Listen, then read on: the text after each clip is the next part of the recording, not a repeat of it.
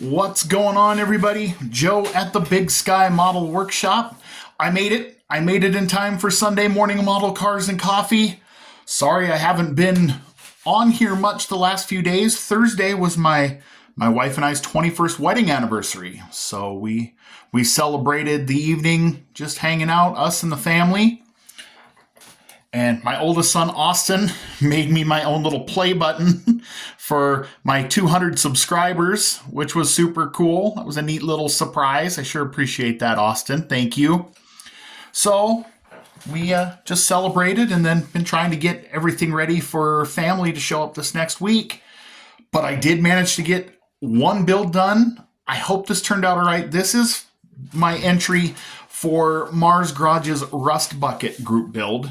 Marcelo's putting that on. He is the master at this. This is the first time I have ever tried to weather and rust out a vehicle before. So I hope it turned out good.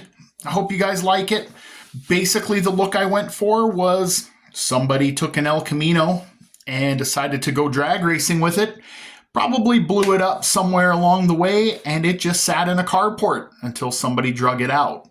So this started off as an MPC El Camino that was a glue bomb.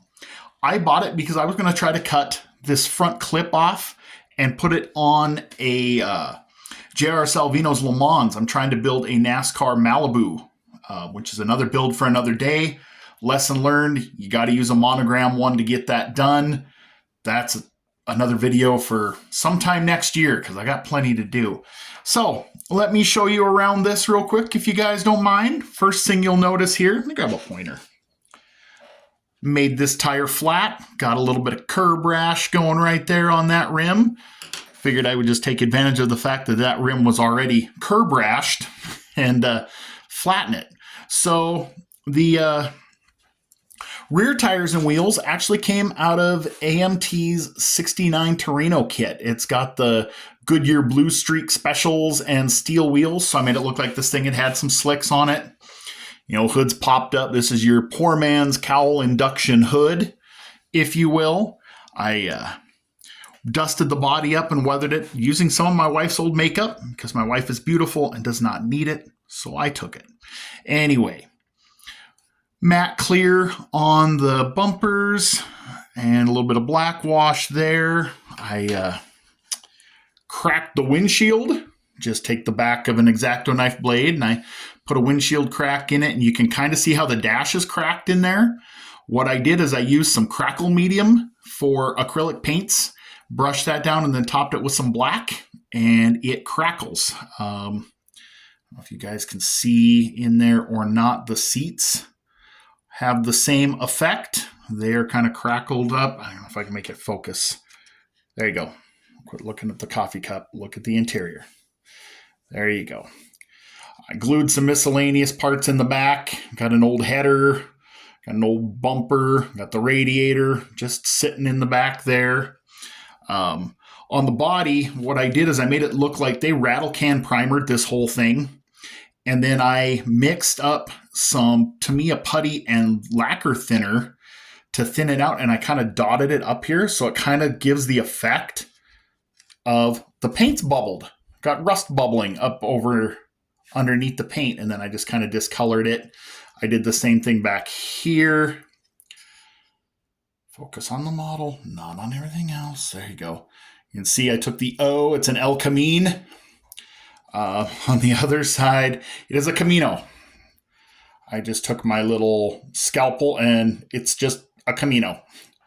So you can kind of see where I kind of got the putty lined up over there, and the rust just kind of made it look like the rust is bubbling, and they did a real shoddy job of painting over top.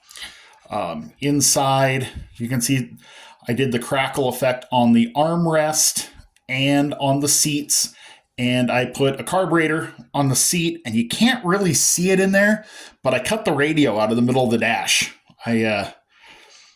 Most of the time I came across one of these G-bodies, somebody has hacked the radio and heater controls out of the middle, and this one was no different. The dash is kind of cracked up and whatnot. The big thing, well, a couple neat touches.